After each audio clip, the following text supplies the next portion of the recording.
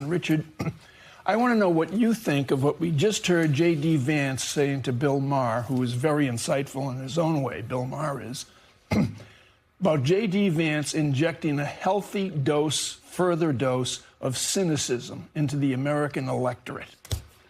Well, those are the two right words, injecting and cynicism, Mike. The only reason there's a lack of confidence in voting integrity is because of comments like that. This is, the bill is a solution in search of a problem. And to the extent there's a problem, it's not voter fraud, as John Heilemann said. It's the allegations of it. And what this is a cynical erosion of trust in American politics. The only thing I'd say different than maybe some Democrats is the idea that because this has now become something of an issue, maybe the position ought not to be opposition full stop to identification of citizenship. Maybe you'd say, okay, what would be a realistic time frame? 2 years, 4 years, 5 years, whatever it is for people to get the documents, to make sure the documents are easily attainable, whether it's a passport or these other documents. I don't think it helps for Democrats to be against the idea of proving citizenship. I think that's a little bit of a loser. So even though there's not a problem, I think that somehow puts them on the defensive. So I would say, here's where implementation matters. We've got to set up a mechanism where this isn't essentially a voter suppression act. This does become we're going to solve the problem that Republicans have created. The problem isn't fraud. The problem is a lack of confidence. Okay. See, I was right. You do have insight. Jim VandeHei, on the other side of this story is the Republican Party, who marched like lemmings into the sea following, the 2020 election was back. I can't find a Republican who is afraid, who's courageous enough to admit, no, the election wasn't backed. What is wrong here?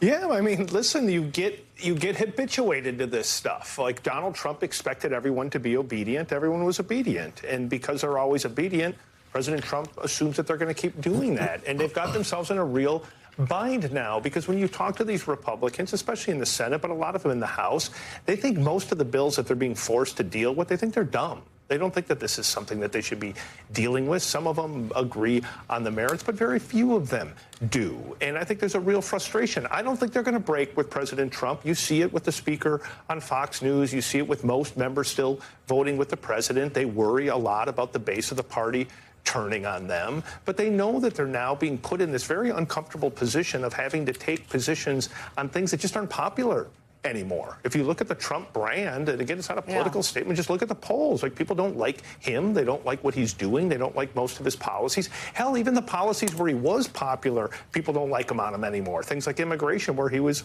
really winning because of his border policies. Now they don't like it because they watch what he's doing on deportation. And little by little, Republicans are going to start having to think about their own survival. This probably moves into next year before they really act upon that. But what's happening beneath the surface is real.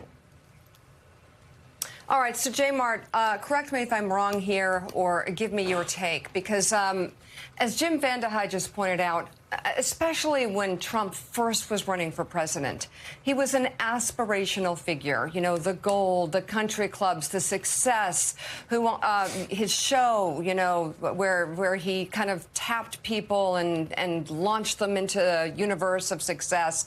Yeah. People wanted that. There was definitely a mess. When he came down that escalator, I thought, oh my gosh, this is something that people are going to notice. There was an aspirational quality to it, the American dream in a sort of way.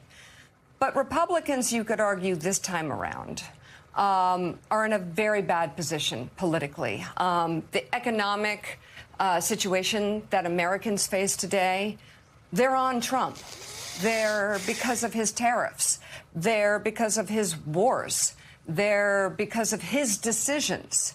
We are in an affordability crisis. You can't blame it now on Joe Biden, especially with everything that he has done that you can see and feel in a tangible way. And then there's ICE and the stain that puts on our country's history. I could go on for 20 minutes and it wouldn't be enough time as to what ICE, the mass deportation, the detention centers, the cruelty and the killings. And the list goes on. Yeah. And then, speaking of stain on our history, our relationships abroad. Yeah. It's a long list. We have it's totally a long list. alienated our allies. Yeah. Go ahead. No, I mean, as Jim said, the best issue he had was the border, and he gave it away in Minneapolis and by raiding, grandmothers and housekeepers and deporting them. So he's lost the best issue he had, and of course he lost the economic issue given inflation.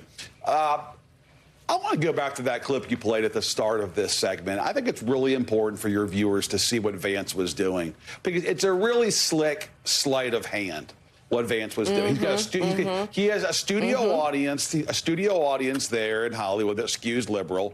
He's got a host who definitely skews liberal, and Bill Maher. So Vance does not have the courage to sit there and echo Trump saying 2020 was stolen and Democrats literally stole the election, because he knows that can't play with that audience and that he's going to be laughed at and mocked if he says it out loud.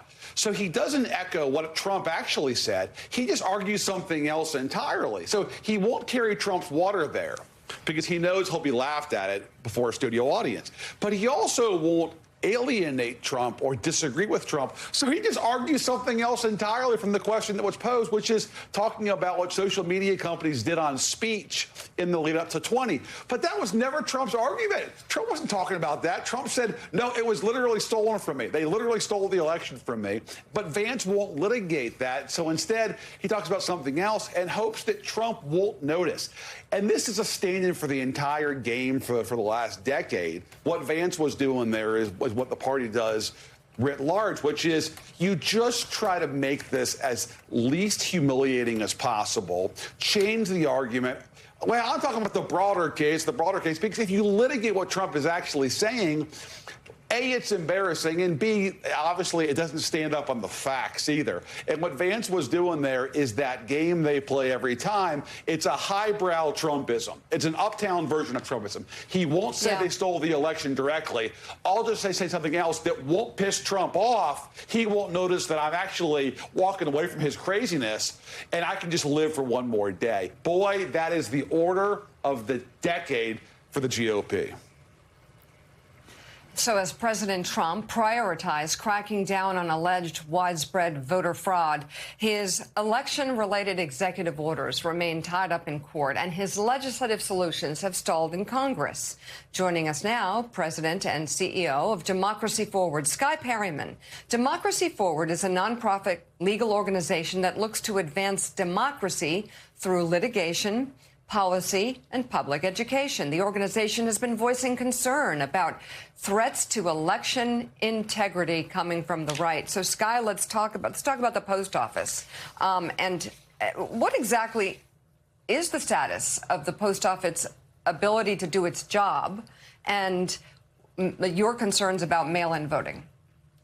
Well, last week you saw the head of the post office come out and say to the Senate that if a proposal that they have put forth that would essentially enable the post office, under their reading of it, to not deliver mail-in ballots to states that have not shared voter data, which, by the way, every single federal court in this country, all kinds of judges have said there's no obligation to share that data.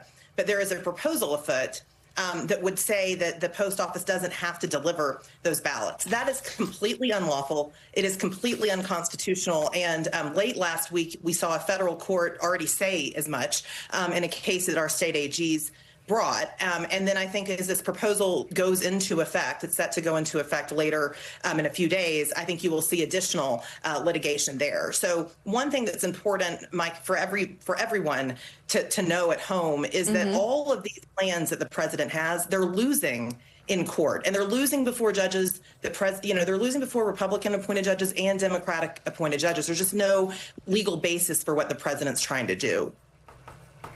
Okay, so they're losing in court, but are there any areas as it pertains to mail-in voting that voters need to know about, and what should they do that are right now in place that could cause for concern? Right now, people need to make sure that they are registered to vote, and they need to make sure their communities are registered to vote. And I don't say that as just a check the box exercise. That's actually something you need to go to vote.org and, make sure your registration is in place. We're going to wait to see what the Supreme Court does this week on mail-in voting. There's an important decision that will come out of the court. And then we will wait and see what happens with this proposal, which, of course, I believe and would put money on, is going to be blocked in the courts, just like we saw last week. And then I think later in the summer, of course, we'll be wanting people to make their plans for how they vote. And we hope that will involve being able to mail in your vote. It may mean in some places that people need to go in person. But right now, the courts have absolutely said no way with respect to what this president's trying to do.